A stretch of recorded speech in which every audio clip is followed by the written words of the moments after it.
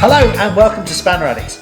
Well, you left us last time trying to clean the Land Rover, attacking it with a jet wash, removing all the tree residue that had collected on it, and we were hoping a bit more of the paint would come off. We'd lose some more of this NATO green, but sadly not all of it came off, some did. We're going to still keep going at that. I promised last time we were going to start on the mechanical side of the car. We've got sticking brakes, we've got oil coming out of every orifice, and we really do need to tackle those issues.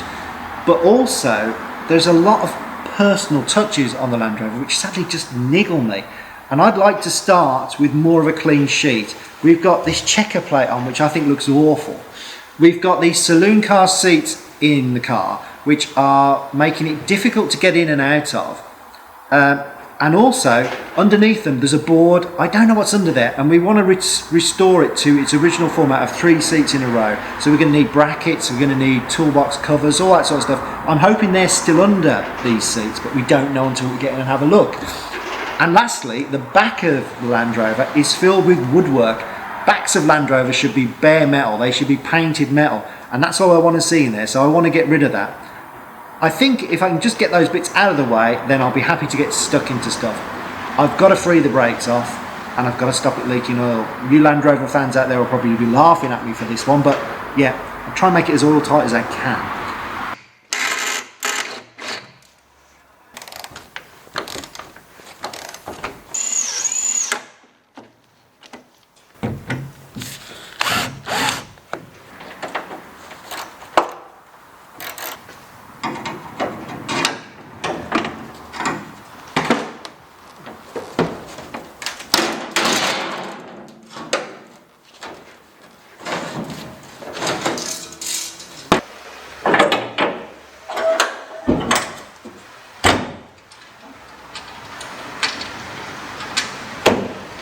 It's got its proper Land Rover face back.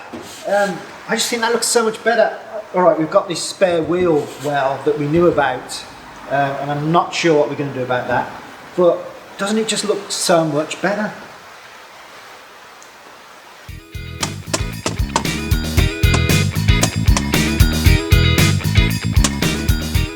And so onto the amateur cabinet making. The woodwork was very well fixed, screwed and glued at every point. So there was little option but to reduce it to matchwood. But there was a lot of it, layer upon layer upon layer.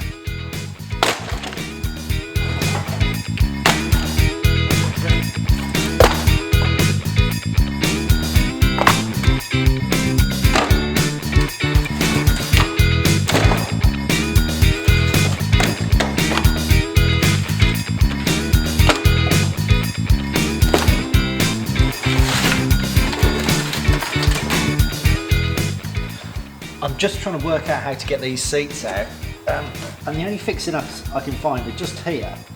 There's some crosshead screws holding them in. I can't believe that's all that's holding these seats in, but that's what I'm going to try first.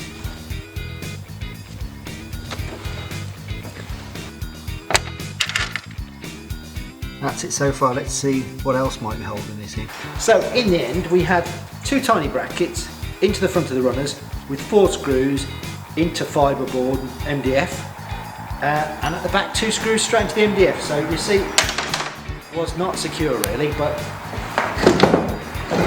it's out now.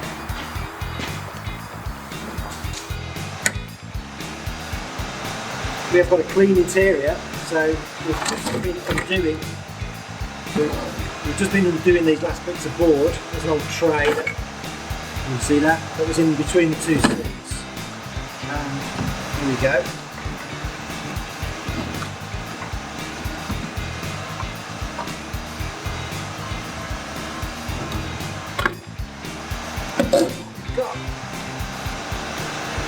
We've got more wood.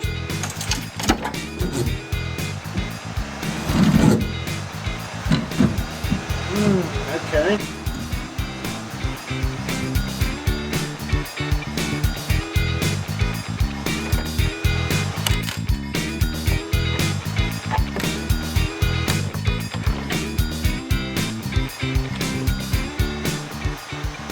Useful fuse. So after shifting more timber than your average B&Q, we have an empty Land Rover. There's a few holes that we'll have to fill though, and sadly all the seat bracketry we were hoping for is missing. More shopping to do. If you've enjoyed this video, please don't forget to like, comment and subscribe. There's loads more coming, there's already quite a lot on there.